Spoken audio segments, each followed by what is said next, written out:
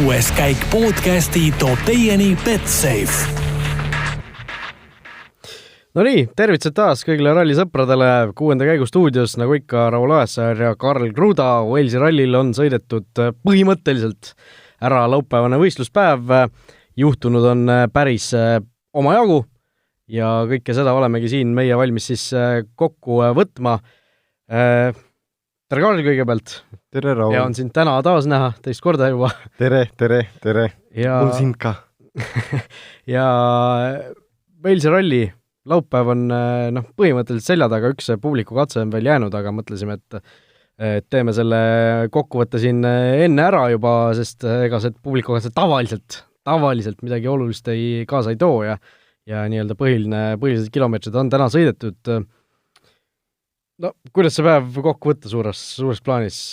Ikka ränk võitlus seal tipus?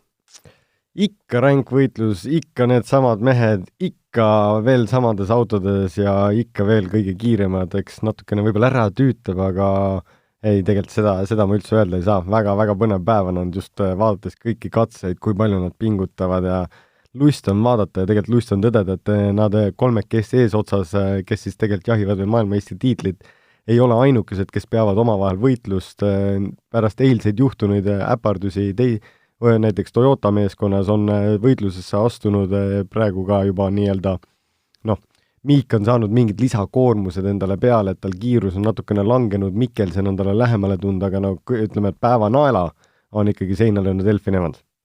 Just, Elfyn Evans siis praeguse seisuga selle päeva nii-öelda liider on, kui ainult neid tänaseid aegu arvestada, on siis tema esikohal edestades Ott Tänakut 6,2 sekundiga, Neville 7,9, Ogier juba 19,1, Mikkelsen 23,3 ja Chris Meek 26,9, nii et selline siis tänase päevaseis. Aga see üldtabel näitab meile siis seda, et Ott Tänak endiselt võistluste liider, Thierry Neuville jääb tast maha 10,1, Sebastian Ogier 16,3, Chris Meek 24,3 ja siis tulevad juba Andres Mikkelsen 42,8 ja Elfyn Evans 45,6 sekundit.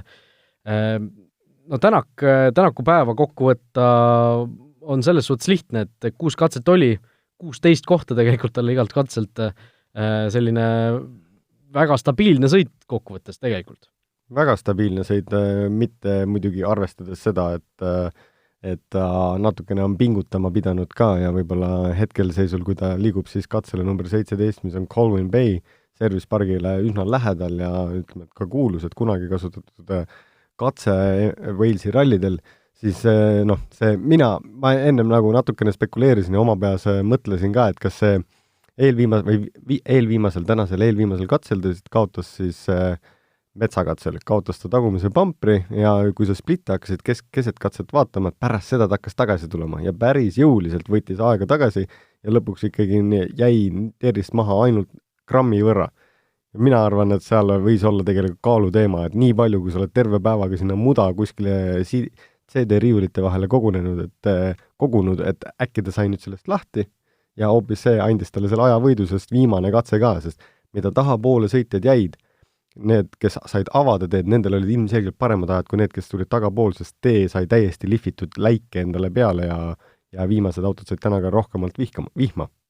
Just, et idee poolest see tagumine põrkeraud peaks olema nagu, ma ei tea, aerodünaamika ja mida kõike veel peaks kaasa aitama, aga tundus, et oli nagu siin Aafrika suusatajatel suusad ja kepid, et segav element lihtsalt natukene. Siin võib mitu faktorit kokku olla, et üks ongi see, et autod ei saa nii sirgelt sõita, sellepärast et see tee on iseenesest nii libe, et nad sõidavadki rohkem külgees ja see külgees sõitmine ei vaja nii palju seda aerodünaamilist efekti, sellepärast et see õhk ei lähe õigetest kanalitest läbi ja ta ei hoia autot õiget pidi maas, et aga ei tea, me ka siin enne saadet natukene spekuleerisime, et ju tegelikult võiks siis ju puuklotsidest auto kokku lüüa, et esimeses kurvis kukuvad kõik küljest ära ja kaal on kadunud ja paned täie rauaga ja keegi ei saa sulle midagi öelda, küll aga paar korda saad, ma arvan, korra saad seda teha ja siis FIA juba ütleb, et ei, aitab, siukest nalja ei tohi.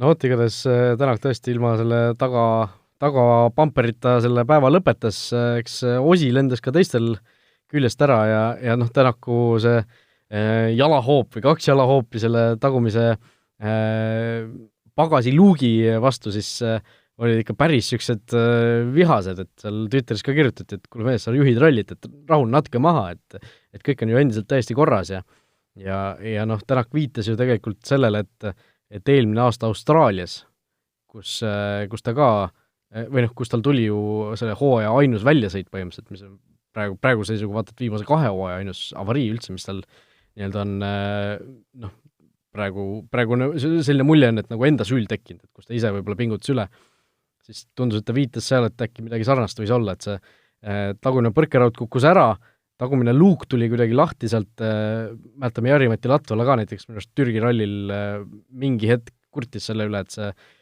oli natuke lahti, ragises seal plagises sõidu ajal ja seetõttu ei kuule ta oma kaardilugejat korralikult. Et äkki oli midagi sarnast siis ka Austraalias, et seda, kui ma ei eksi, siis polegi nagu varem sellest niimoodi räägitud. See on üsna tüütu tegelikult, kui sa tagumisest stangest ilma jääd, siis see heli, kuna see nii-öelda tagumine stange lükkab ka natuke helibarjääri kaugemale, kui sumbutist nii-öelda see heli eraldub, siis kui seda ei ole, siis ta jookseb otse nagu keresse ja plekki ja see vibratsioon tekitab siis selle luugi vibratsiooni ja luugi vibratsioon on nagu lisavibratsioon veel sellele asjale juurde nagu, mis jookseb tegelikult sinu kõlaritesse. Nendes autos isegi koos klappidega või sul on kiivrid peas, sukad peas ja klapid on suured, mis täpselt samasugused nagu meil siin. Et no muidu ülesõitu ka, et sul kõrvad hakkavad vilisema ja undama ja tegelikult sa nagu enamus sideboksid, millega mina olen nagu kunagi sõitnud, alati on maksimumi keeratud, sellepärast et sealt ei tule kunagi piisavalt heli läbi, sest see nii-öelda mootori vibratsioon koos selle heli ja sumbutiga, see lihtsalt on nii kõva. Aga noh, eks see auto oli ka ära teeninud võib-olla need 2 jalahoopi, et tema öeldes, kuidas ta stangest ilma jäi, tundus, et see oli nagu sirgel teel, kus oli väike auk ja stange sinna maha jäi ja no eks ajab närvi kõik inimesed, aga olgem ausad, tal on natukene õigust olla närvis ka ja natukene vihane ja pahane, et nagu kui niimoodi siuke asi kukub küljest ära, kui ta kukub küljest ära, siis no see ei tee nagu lihtsaks seda olemist seal autos, et nagu okei, mis siis järgmisena kukub küljest ära? Ei no see oligi see Tänaku kogu see olemine ja see, kuidas ta ütles seda, see nii-öelda attitude selle juures oli ikka väga siuke mürgine, et noh, et jälle mingi siuke probleem, et noh, ütleme Toyota, ma ei tea, Eesti Toyota maaletooja või esindajana või Tommi Mäkinenina või noh, ei saa nagu hästi vaadata sellel asjal, et ei ole kindlasti neil lihtne siukest asja näha. No ma arvan, et need inimesed teavad, kes nad on või kui seal on kedagi veel nagu selja taga ja kui ei tea, siis kui on häbi, aga ei tunne. No. Üks selline suurem avarii tegelikult täna oli, kuigi mees tuli lõpuni, Greg Breen täitsa seal päeva alguses pani ikka päris korraliku matsu, et käis seal tagumise osaga vastu seda valli, seejärel 3 korda üle katuse tegelikult. Aga 5 minutit oli seal paigal, käis korra autost väljas, ma ei tea, võib-olla tuli seal korra pearinglus kuidagi paika saada ja auto tee peale tagasi lükata ja siis sõitis edasi, 5 minutit kaotas. See oli päris võimas katus tema poole pealt ja see katus oli täpselt sellise algstaadiumiga nagu üldiselt on need hetked, kus sa jääb aeg seisma, sa vaatad, et tegelikult on jumala tuksis, nagu proovin teha viimase variandi siit, mis ma veel nagu saan ja ta nagu üle nuki tuli ka veel, auto oli natukene kergem ja siis sattus libeda peale ja lihtsalt nagu aquaplane'is tee pealt välja ja kuskilt jäi tagumine ratas kinni, et viskas ta pesumasina trummelisse ja no arvatavasti see pesumasina trummel oli see, mis päästis ta nii-öelda suurematest vigastustest, sest ta tegi oma karussellid enamus õhus ära, aga see karusselli kiirus, kui sa ise seal autos sees oled, siis see on tegelikult päris nagu suur ja silmadel on see tegelikult häiriv. Et pärast seda ta ei tegelikult siis ei saanud. Siis silmad kinni lihtsalt. No, ja öelda, see jääb juba võrk kestadele. Mina olen ühe korra siukse avarii teinud, et astusin autost välja ja siis ma vaatasin põllu peale, vaatasin, et 2 lehma läks natuke aega mööda, proovisin nagu selgemaks saada, siis tuli välja, et tegelikult oli ainult 1 ja siis mingi hetkevalt oligi mul oli 2-3 päeva oli vasak silm lihtsalt udune, ei näinudki, ühest silmast nägid ainult välja, et seal võivad muid asju ka taga nagu olla ja tegelikult pärast seda tema sõit jäi üsna aeglaseks, ta ei saanud pihta, kas ta nagu ehmatas ära, kas ta lihtsalt proovis autot finišisse jõuda, aga tema väike aps mängis ka ju tegelikult kurikuulsale Hyundai meeskonna bossile uusi kaarte jälle kätte, mida ta sai praktiseerida tänases päevas jälle. Jah, kuulus lõpuboss Andre Adamo siis sai Priinile öelda, et kuule ole hea ja villin natuke starti, piisas seal ühest minutist või? Ei, 6 minutist. 1 minut sai ta trahvi sellega. 10. et sellest piisas, et ütleme Newell ja Mikkelsen saaksid temast mööda ja siis saaksid paremates teeoludes sõita, sest tänane päev üldiselt näitas, eilne päev näitas ka tegelikult Oti sõnul, et need, kes said eespool startida, et nendel oli ikkagi nagu paremad tingimused ja rohkem pidamist. Ja täna oli tegelikult väga palju oli sõidust näha ka, et otsiti ja sõitjad otsisid just sellist nii-öelda, kui ise ei tahaks minna. Ütleme, et sul on kindel joon, näed, et okei, joones on niisugune pidamine, aga nemad nagu kõik kasutasid erinevaid kaarte, mis neil taskutes olid. Aga üldse naljakas oli see, et seda presenteeriti jälle. Selle peale oleks võinud ju Priin öelda, et lihtsalt, et ma ei tea, et ma nagu kaardilugeja tegi vea põhimõtteliselt ja kaardilugeja tanki lükata. jah, no vahet ei ole, sa võid ennast ka tanki panna, kaardilugeja autot ilmselgelt autotootja ees ei tohi nagu panna, siis see on lihtsalt nagu brändile paha, aga see, et just nagu öeldigi välja, et me nüüd mängime taktikaid jälle, et nagu ma just mõtlesin, miks sa ei peaks ükst asja välja ütlema, see on ju kõigil arusaadav niikuinii. No, ühtepidi küll, jah, aga teistpidi, et nagu see just minu arust vahel on nagu jube häiriv, kui ilmselgelt tehakse mingi taktikaline liigutus ja siis hakatakse seal kuidagi nii-öelda välja vabandama seda või rääkima, et oi, et jah, meil ikka päriselt oli mingi probleem seal. Ei, aga see vorm oli niisugune, nagu Priin ei oleks rahul sellega olnud või nii-öelda nagu, et jälle siin toimetatakse mingi taktikaga, nagu ütle siis nagu teistpidi, no me kasutame oma kaarte täpselt nii, nagu me saame, et võtame maksimumi selle pealt, et meie meeskond saaks tiitli, siis on see selge ja arusaadav. Aga kui sa nagu üle või ümbert kuskil proovid nagu rääkida või nagu ümber nurgaga kelleski nagu midagi, ütles, võib-olla see oli suunatud just Adomo pihta ka, et tema poolt see nagu korraldus tuli, et siis sinu mõistes on õige, et me ka ei taha näha või nii-öelda, et me saame aru sellest, tehke siis nagu konkreetselt see asi ära.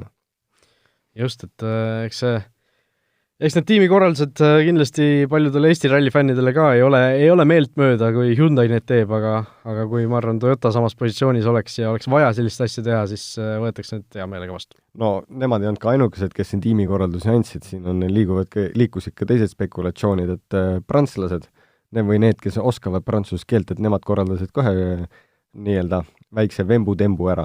Ja aga see on juba tegelikult tuletub eilsesse päeva, mis täna sai siis ka otsuse kätte ja tegemist oli siis ühe šikaaniga, mis oli katse finišis ja need esiotsa sõitjad, milleks oli siis Mikkelsen, Ogier ja Newell, kes nii-öelda läbisid nagu šikaani valesti, mitte roadbooki järgi, aga seal oli vaidlus selle peale, et roadbookis oli 3 tükki, reike ajal oli ka 3 tükki, ralli ajal oli nüüd 4 tükki ja see vist saigi tegelikult selle otsuse kohaks, et kuna sa möödusid pallidest nagu võrdsel arvul, et paremal pool oligi 2 ja vasakul pool oli ka siis 2, sellisel juhul vist.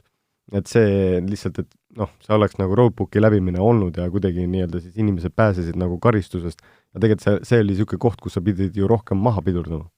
No seal võib-olla tuleme natuke isegi ajas tagasi, võib-olla kõike seda olukorda ei tea või ei mäleta, me hommikul ka sellest ei rääkinud, et 8. katsel siis eile finiši järel oli siis selline koht, kus olid heinapallid pandud ja sa pidid vähemalt selle roadbooki, ehk siis mis see eesti keeles võiks olla? Legendiraamat, jah, mis on siis korraldajate poolt välja antud, et kuidas sa pead teel sõitma, mis poolt mingitest asjadest mööda minema, nii edasi, on ju. Et finiši järel kohe vahetult oli siis seal legendiraamatus oli kirjas niisugune terav vasakule šikaan. See ei olnud siis katseosa, vaid katsejärgne osa ja tõesti, kui päris katse siis kätte jõudis, siis neid heinapalle, mida legendiraamatus oli 3 tükki, oli tegelikult reaalsuses 4, ehk siis ei olnud niisugust ühte õiget viisi, kuidas sealt sõita legendiraamatu järgi. See ei mängi rolli, kas on katse peal või katse järgi. Kui sa ka üle sõidul ei järgi roadbooki, siis on raja mitte läbimine, disklahv. Selle peale, nagu ma saan väga mitme inimese vihast aru, kui sa ei ole rada läbinud, siis sa tegelikult pead tagasi minema tagurdama. Olgugi, et sa sõitsid finišist võib-olla läbi, on ju. Aga kas või läbi see nagu see õige teeots isegi siis, kui see on üle sõidul. Aga selle peale siis oleks viga on lahendatud, aeg on ju kirjas, mis enamuses. Jälgi siis nagu teed ja mine tagasi, oled süüst täitsa prii, aga Nad võib-olla ise ei pandki tähele niisugust asja, et Mikkelsen sai küll aru. Okay. Mikkelsen jäi kohe seisma, ta sai aru, et ta ei läinud õigesti ja lihtsalt siis sõitis edasi. Vaatasid, kas keegi nägi? Ma ei ole all live'is.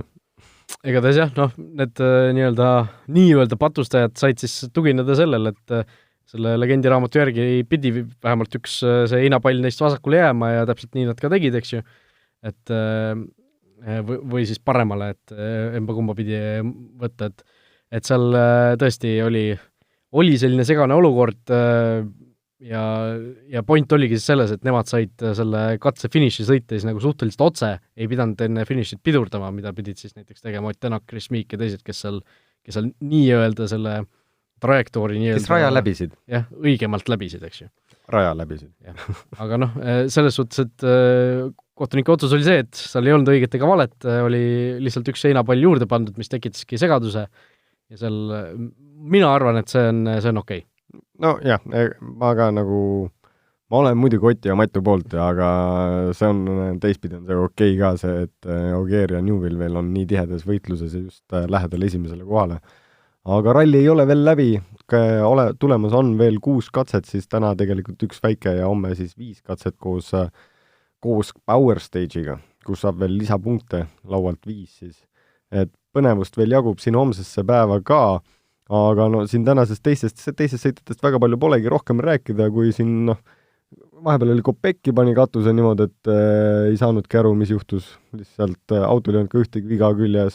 Oliver Solberg tuli hommikul välja, Petteri poeg siis, kes sai 18 hiljuti, pani 2 katset kinni ära ja siis ma ei tea, mis tal juhtus, aga rohkem ta ei sõitnud, katkestas jälle. Vähemalt on tal katsevõidud esimeselt MM-ilt kirjas, võib-olla ülesõidud oli pikad, oli vaja koju tagasi minna, aga loodetavasti on homme ta uuesti rajal ja tema isast siis Petterist rääkides, kes teeb oma viimast etappi siis Walesi rallil, pärast mida ta paneb selle roolikeeramise ameti maha ja eeldatavasti keskendub siis rohkem Oliveri tulemustele ja edasi edendamisele. Tema on siis hetkel tõusnud teisele kohale Kalle Rovanpera järgi, kes on siis 19-aastane ja hetkel kaotab Petter Solberg talle 59 sekundit, aga Nikolai Gräzin on tal 1,9 sekundit selja taga, et seal ei ole ka mitte midagi veel avatud, et igas klassis käib ikkagi oma võitlus. No JVRC juurde tulles, siis seal otsest võitlust enam tegelikult selles suhtes ei käi, et kui siin tiitli peale eitlevad Jan Solans ja Tom Kristenson, või võib-olla ikkagi käibki, sellepärast et ma neid katsevõite pole praegu kokku lugenud, aga jah, kui tänase päeva eel Kristenson ja Solans olid siis suhteliselt tihedalt koos, siis praegu on olukord selline, et Tom Kristenson, rootslane, kes siis seda JVRC sarja juhtis enne Walesi rallit, siit Sweet Lamb Hafreni esimesel läbimisel kaotas 3 minutit ja praegu on siis Solansist 3.23 tagapool, aga hoiab teist kohta endiselt. Ja Solansil tõesti isegi hilines siin vahepeal mingisugusesse kontrollpunkti sai, ainult 10 sekundit trahvi, aga ikkagi 3-minutiline edu Kristensoni ees. Roland Bohm, kes siis loodab väga, et Kristenson suudab Solansilt selle tiitli ära võtta, et ise saada siis see parima uustulnuka tiitel, siis tema kindlasti seda hea pilguga ei vaata, et Kristenson Solansile alla jääb ja Bohm ise ka siin tuli päeva küll lõpuni, aga siin viimasel katsel ka juba üle 3 minuti kaotust, et seal vahepeal kirjutas ta Twitteris ka, et seal tundub, et auto kaotab jõudu vaikselt, et ei tea, mis lahti on, aga igatahes mingisugused tehnilised probleemid Roland Bohmi Walesi rallit on siin vaevanud ja kokkuvõttes kaotus Solansile juba üle tunni aja, et see on suht jõhker vaadata ja need JVRC vahed on ikka sellised nagu vanastil kuskil safari rallil, et Jan Solans liider, Kristenson 3 minutit kaotust, järgmine mees 5 minutit, siis tuleb 18, 27, 32, 55 ja tund 2, et ikka tõsised kalendriga mõtmised on siin. On tõesti, aga selle peale vähemalt ikkagi käib ja tegelikult selles JVRC arvestuses need autod on ikkagi nii väiksed ja kui WRC-d on ikka ehitatud suhteliselt tankideks, siis JVRC-d või siis need R2 autod on sellised nõrgukesed ja haprakesed, siis neid pead ikkagi hoidma ja hoolitsema, et see 3 minutit ei pruugi ka üldse väga suur vahe olla. Ja selle peale, kui ma kiiresti korra üle silmasin, siis Jan Solans on võitnud täna 2 katset, aga Tom Kristensonil on kaasmaalane Dennis Rätström, kellel siis eile oli probleeme ja Dennis on siis võtnud ülejäänud katsevõidud tänasel päeval, et Jan ei ole neid väga palju lisaks saanud, et katsete mõistes, kui homme suudaks kõik Tom Kristenson võita, siis võib-olla ta jõuab lähemale ja ütleme, et sealt veel lähenedes, kui midagi peaks Janil juhtuma, ega tal veel midagi kindlat ei ole, üks päev on veel ees ja ja tegelikult on ka avatud liiklus ees. Jah, see on JVRC, ehk siin võib absoluutselt kõike juhtuda. Siin võib kõik juhtuda. Kui WRC-s seda ütleme, siis JVRC-s kehtib see veel 5-kordselt.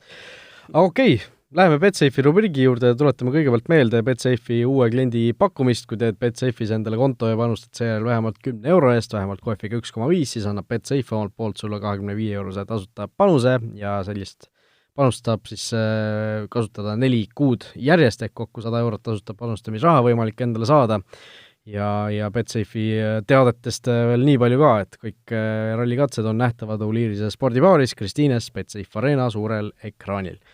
Ja Betsafe'i koefitsientide enda juurde minnes siis on päris intrigeerivaid asju siin küll, kes jõuab, võib veel panustada isegi sellele tänasele viimasele katsele, selle koefitsientid on praegu veel üleval enne selle katse algust, aga Walesi ralli võitja Ott Tänak 1,10 vaid, mis on ikka ootamatult väike koefitsient, arvestades seda, kui väikesed need vahed on, järgnevad Thierry Neuville 9, Sebastian Ogier 14 ja ükskõik kes teine 25. Et Neuville 9 või Ogier 14 isegi, see on ikka meeletu väärtus, arvestades seda, et mis see vahe praegu on 10. Tänaku ja Ogier'ga on 16, aga ikkagi. No jah, ütleme need, et piisab Tänakul, ma ei tea, ühest mingist väiksest spinnist kuskil ja ja ütleme, et see viga ei tohi kuskil teha. Siis läheb kohe palju keerulisemaks jälle, aga kui Betsafe'i kodulehte mina ette võtan, siis ma lihtsalt scrolliksin täitsa alla ja võtaksin selle viimase nii-öelda silmad ette lihtsalt. Kes saavutab kõrgema koha? Kas Ott Tänak 1,10, sama mis on ralli võit siis, või siis keegi teine? 6. Sa ei pea individuaalselt panustama kellega, võib-olla lihtsalt panustad Oti vastu ja Matu vastu, aga pigem ma ei teeks seda. Aga selles suhtes, et Ott Tänak ei võida rallit selle koefitsient 6, et see on ikka päris magus koef, ütleme nii, et tasub ette võtta ja päris huvitavaid selliseid duelle on ka ju veel siin meil see viimane päev pakkumas, Ogier versus Neuville, kumb saavutab kõrgema koha, Ogier 2.05, Neuville 1.70. Tundus, et Neuville sai nagu vaatake parema hoo sisse siin täna. Et Ogier eile oli küll aegalt, või vahepeal oli väga tugev, aga nüüd täna nagu ei säran nii hästi.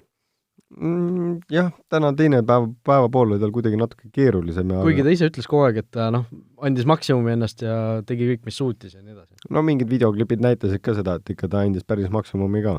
Ta ikka näeb seal roolis kõvasti vaeva ja ta tegelikult sõidab väga hästi ka, aga seal hästi palju jooksis täna ka läbi seda, et kui sa pead lugema seda pidamist ja seda pinnast, mis sul tee peal ees ootab, sa pead otsima seda õiget pidamist, siis kui tegelikult tee läheb nagu kitsalt laiemaks, siis sa hakkad ka võib-olla vahepeal üle pingutama, et sa tegelikult pead hoidma ennast nagu tasakaalus, et kui sa kõigega nii-öelda pingutad, siis mingi hetke pealt nagu see ajakaotus ei pruugigi kuskilt mujalt tulla, kui selle pealt, et sa nagu kannad liiga palju hoogu kurvidesse sisse ja tegelikult see mängib sulle siis nagu vastu. Ja üks duell veel, Elvin Evans versus Andres Mikkelsen, Evans on küll siin Mikkelsenist paar sekundit maas, võttis ta jõudsalt tagasi täna aega, aga lõpuks mööda ei saanudki, ehk koht on üldarvesse sama, mis hommikul. Evansi edu Mikkelseni ees siis tooks täpsele panustele raha tagasi 1,67-kordselt ja Mikkelseni võit siis 2,10-kordselt, ehk see Evansi 1,67 tundub päris hea koefina. Jah, ütleme mulle ikkagi on see 6. Keegi teine, aga ütleme, et kui seda võitlust vaadata, siis Elvin tegelikult ikkagi võttis täna päris suure aja tagasi Andres Mikkelsenilt, aga Mikkelsen nagu üks hetk, kui ta tulema hakkas aru saama, et nüüd võib asi hapuks minna, siis ta tegelikult hakkas ka vajutama ja päeva teises pooles nagu, kui me arvasime, et Evans võtab ära Mikkelseni, siis ta nagu mööda ei saanud. Kuigi ma ütlen, et homme jälle esimesed läbimised mingitel katsetel, mis minu mäletamist mööda need on, et Mikkelseni kodule lähemal või seal, kus ta nagu treenis ja oli, siis see, Mikkelsen võib ka seal päris hea olla ja tegelikult nagu tunda ka ennast väga koduselt, aga Elvin on ikkagi seal vihmas ja metsas kasvanud, aga ei saa ka ära unustada, et esimesel päeval oli üks poolasfalti ja kruusakatse, mis tegelikult vihmaga tõi välja ka väga suured vahed ja täna õhtul on ka seal mere ääres üks veel sõitmata, nii seegi võib muuta päris palju. Just, ja kui siin Mikkelsenist ja Evansist rääkida, siis tegelikult see tootjate arvestuse võitlus on ka päris huvitav, sellepärast et Hyundai ju väga tahab seda MM-tiitlit, Toyota nende põhirivaal on, ja noh, praegusel hetkel Toyota saaks siis 1. ja 4. koha punktid, Hyundai Neuvilli eest 2. ja Mikkelseni eest 5. koha punktid. Aga noh, kui Evans seal suudab Mikkelsenist mööda minna, Ogier Neuvillist mööda minna, noh, need asjad on seal väga lahtised praegu endiselt, et juhtuda võib kõike ja noh, kuna vahed on väikesed, siis seal küünte närimist on ilmselt päris palju ka selles plaanis, et Andre Adamo vaatab neid asju väga, väga pingsalt. Ikka, peab vaatama, mis tal muud teha on. Just. Aga läheme edasi kuulajate küsimuste rubriigi juurde, kuulajate küsimusi on võib-olla isegi rekordiliselt palju tulnud, võtame need siin aega mööda ette, natuke meil aega veel on, jõuame siin kiired vastused anda. Paljud küsimused on õnneks sellised, kus see vastus võib olla pigem isegi lühike. Üks küsimus või üks selline e-mail, mis jäi eile või noh, mitte eile, vaid täna hommikul siis kahe silma vahele on Marguse küsimus, et 2 küsimust tal, et esimene on siis selline, et pani ta siis tähele peale esimest kiiruskatset, et Oliver Solbergi Volkswageni turvapuuril oli eesti keeles silt peal, kontrollitud. Et kas tema auto turvapuur ja ülejäänud auto on Eestis ette valmistatud või miks see silt oli eesti keeles? Sest WRC-s on Karmo Uusmaa on üks peaaegu rutineeridest ja võib-olla tal lihtsalt meeldib oma keeles rohkem lugeda neid asju, siis lõi ka puuri peale enda kinnitus, et see auto on korras ja hästi.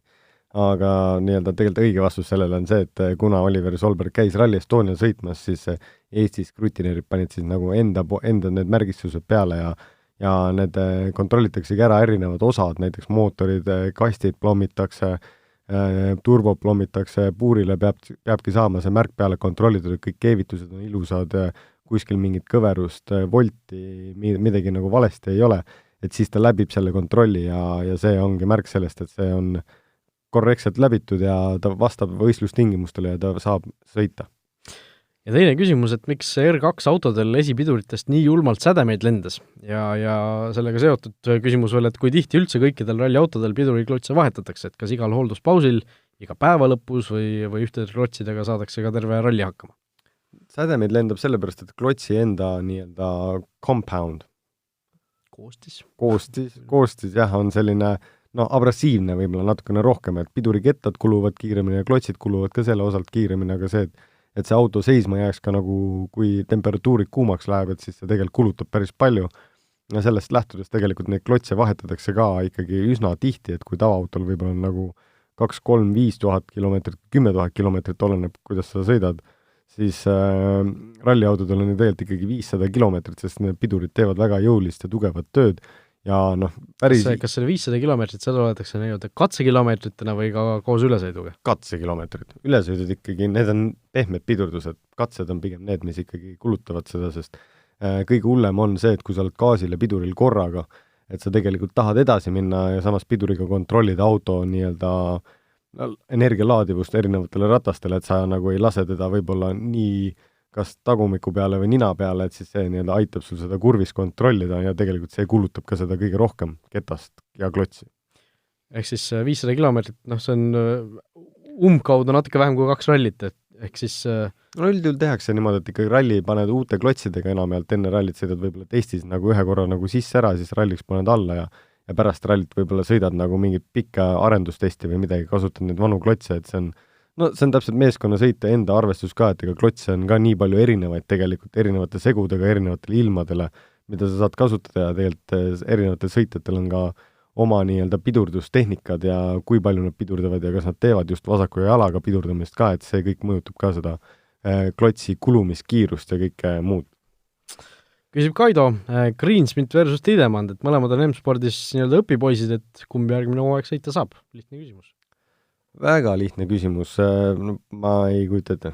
Ma ütleks, et kui siin kõik kohad saavad täis, hetkel ju kõik on meil sõitmas, Ösberg on ka veel platsis ja turul, siin Elvin on hea, Sunnineni ikkagi hoitakse, sest ta on ka väga head kiirust näidanud, et võib-olla nende kahe vahel, kui valima minna, siis kui Priin sõidab äkki siis Hyundai's hoopis või ütleme, kui täpselt nende kahe vahel jääks, siis saab selle Greensmith. Mulle tundub, et kui nad peale ei maksa, siis ei saa kumbki. No jah. Et seda kiirust neil ikkagi veel ei ole, et siin WRC tippudega Greensmith tegi ka täna hommikul tegelikult ikka väga imeliku vea. ma ei tea, kas sina nägid seda, aga tal oli ta sõits ratta alt ära põhimõtteliselt tagumise endal, Verus sai katki, eks. tal jooksis nagu saba alt ära, aga kuidagi nagu ei suutnud nagu nina tagasi tuua ja läks nagu õrnalt nagu mäe külje peale, aga sealt oli väike nii-öelda nagu muhk, mis ta üles viskas ja ta maandus tagumikuga või rattaga täpselt nagu perve peale ja lõi amordi puruks ja ratta nagu kõhu alla kinni. Lihtsalt nagu, no jah, et viimasel rallil, kus ta oli siis, kui hakkad ajaloo peale mõtlema, Türgis ta pani pärast finišit välja, kaevas ennast kraavist välja, sai edasi, kaotas võidu, aga lõpetas. Väga tubli. Portugalis ka viimasel katsel ja nüüd, kui nagu Sardiinias vist oli ka, kui ta Vertsuga sõitis. Viimased päevad on tal alati olnud nagu WRC-s olnud see kõige suuremaks probleemiks, eks. Nagu kõik aeg juhtub, noh. Selle peale, et tal on seda kiirust ja seda julgust, aga võib-olla tal ei ole nii palju seda nii-öelda legendi, mis teda toetab, sest nii palju, kui ma teda tean ka, siis ta hästi palju õpib videosi, sama nagu siis tegelikult teeb näiteks Andres Mikkelsen. Ta õpib katsed pähe ja kui on mingi muudatus nagu tee peal, mis ralli ikkagi alatihti ette toob, et siis toob ka üllatusi ja kui sul on legend on nõrga, siis sul ei ole seal toetavad faktorid, mis aitaks sul nagu öelda, kuidas või kus sa nagu oled täpselt. Vot, selline vastus siis. Ja siis meil on küsimus saatnud 2 erinevat Janekit. Esimene Janek küsib siis, et Citroeni uuendusena paistab silma armatuuri vasakus nurgas elektrooniline loendur. Kas teie olete aru saanud, mida see loeb ja kuidas see peaks aitama sõitjat ja kas sõitjal on üldse aega jälgida seda, sest need numbrid muutuvad seal ikka väga kiiresti?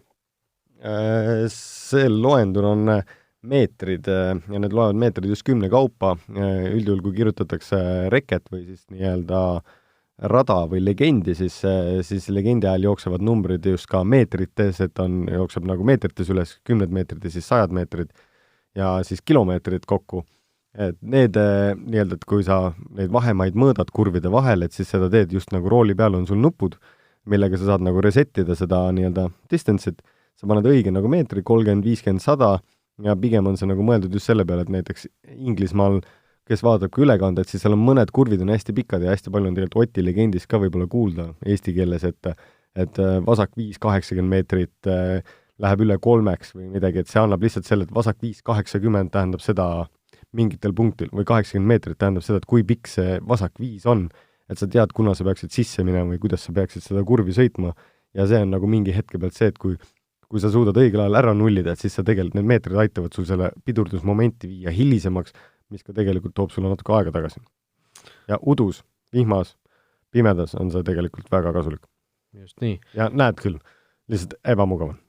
Väga hea süke tähelepanu peab ka olema, ütleme, sadat asja korra jälgida, selleks ju teed ja mida kõike veel. No tegelikult pead kõik aeg nii võna jälgima sadat asja, et siis mis see 101 sinna juurde?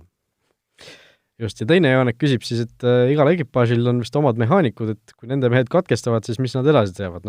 Antud juhul näiteks Latvala ralli sai kohe reedel otsa, et mis need mehaanikud teevad, on kuskil pubis või on juba kodus, mis nad teevad? Ma arvan, et nad on endiselt Inglismaal, võib-olla osad kiiremad on ära läinud ja võib-olla mingi seltskond saadetakse minema, aga üldjuhul hetkel, kuna seal on nagu eraldi meeskonnad, ka nagu meeskonnasiseselt meeskonnad, kes siis nagu tarnivad autosi või ehitavad nagu autosi üle nagu sellel ajal, siis hetkel Jari-Mati autot näiteks juba võetakse lahti ja võetakse puurid välja, lõigatakse välja, et tehakse nagu preppi selle jaoks, et kui jõutakse tagasi, et siis see auto on juba nagu uues konditsioonis või et võtta vähem nagu pressure'it maha, et sul ei ole mõtet niisama passida, et hakkad kuskilt otsast pihta ja ma sain ka aru, et kuskilt liikus läbi, et nad täna servicepargis olid seda nii-öelda nagu juba käivitanud ja mootor pidi töötama ja arusaadavalt vist nad saavad seda ka järgmisel rallil kasutada, mille peale oli muidugi tulnud küsima siis Tommy Mäkinen mehaanikute käest, millega te tegelete siin, et miks te nagu kiirendate siin nagu servicepargis põhimõtteliselt, siis ütles, et jäi nagu niisugune mulje, et mehaanikud oleks proovinud seda mootorit nagu kotti lasta, aga kahjuks nad pidid tõdema siis Tomile, et kahjuks kõik on korras ja saame ka järgmine kord kasutada. Ja küsib Kaspar, tekkis selline küsimus, et kas Keenia rallil ja Türgi rallil oleksid autod, millega Dakari rallit sõidetakse kiiremad WRC autodest, võttes arvesse näiteks WRC autodel rehvi purunemised ja autode vastupidavuse erinevuse? Ma ei usu. WRC-d on ikkagi üsna tangid.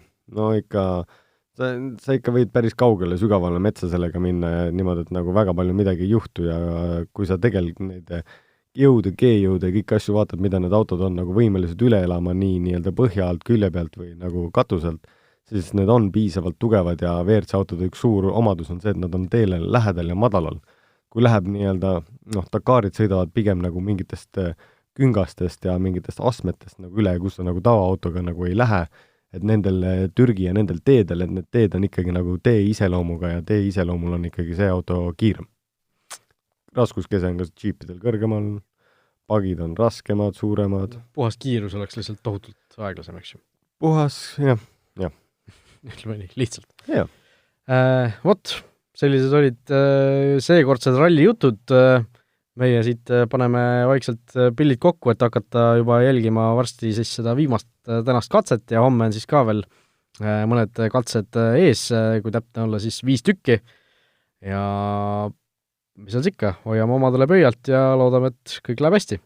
No, peab minema. Ja aitäh kuulmast.